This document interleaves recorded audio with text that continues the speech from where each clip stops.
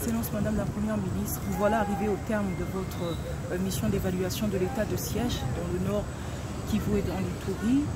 Vous avez eu des heures et des heures de consultations, vous avez consulté les forces vives. Après toutes ces consultations, qu'est-ce qu'on peut retenir?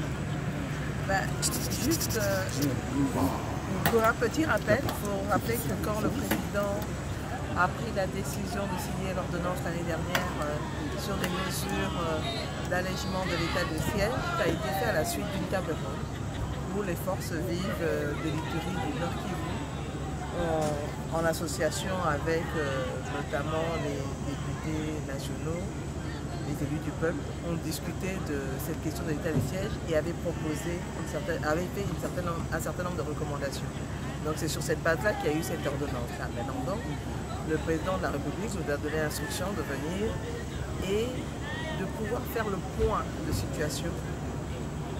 Aujourd'hui, on est en 2024, on est pratiquement à la fin de l'année. Qu'est-ce qui a pu être fait effectivement? Quelles sont les avancées? Quelles sont les forces? Quelles sont les faiblesses? Raison pour laquelle il était important que nous puissions, avec la délégation qui m'accompagne et qui est constituée de représentants de députés nationaux, sénateurs en majorité faisant partie de la commission défense et sécurité et quelques membres du gouvernement, de pouvoir rencontrer les forces vives, les différentes parties prenantes, que ce soit en termes d'autorité provinciale, que ce soit les élus provinciaux, la société civile, donc vraiment toutes les forces vives pour faire le point de situation avec eux, parce qu'il est important de les entendre. Aujourd'hui, ce que nous voulons, le chef de l'État souhaite, c'est ramener la paix et la sécurité. Et il est important maintenant de voir comment on va le faire, tenant compte du contexte respectif et du Nord Kivu et de l'Ituri. Les contextes ne sont pas les mêmes. Donc je ne vais pas revenir sur ces contextes-là, mais c'était important de pouvoir faire ces consultations-là, de surtout écouter les gens.